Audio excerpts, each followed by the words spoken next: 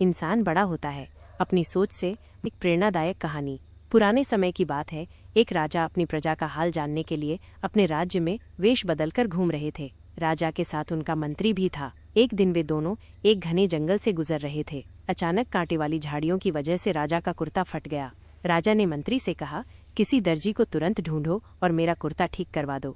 मंत्री ने झट से एक दर्जी को खोज निकाला और उसे बताया कि राजा प्रजा का हाल जानने के लिए निकले हैं और उनका कुर्ता फट गया है, तुम्हें इसे जल्दी से सही करना है। मंत्री ने कहा। दर्जी ने अपने साथ सुई धागा लिया और राजा के पास पहुंचा। उसने कुर्ता बहुत ही सावधानी से सिल दिया और ऐसा काम किया कि फटे हुए हिस्से का कोई निशान दिखाई नहीं दे रहा था।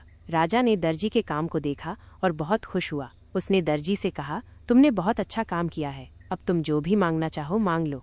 दर्जी थोड़ा सोच में पड़ गया। उसे लगा कि राजा को इस छोटे से काम के लिए ज्यादा कुछ देना ठीक नहीं होगा। उसने सोचा, इतना छोटा काम था, मैं 2 स्वर्ण मुद्राएं ही मांगता हूँ, इससे ज्यादा कुछ नहीं मांगना चाहिए। लेकिन फिर उसने सोचा, अगर राजा को ऐसा लगे कि मैंने ज्यादा मांग लिया तो वो मुझे सजा दे सकता है।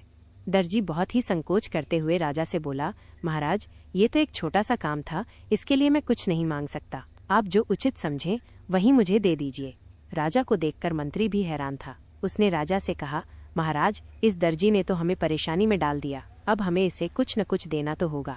राजा ने सोचा, अगर यह दर्जी अपनी मेहनत का उचित पारिश्रमिक नहीं ले रहा तो मुझे इसे मेरी स्थिति के हिसाब से कुछ देना पड़ेगा।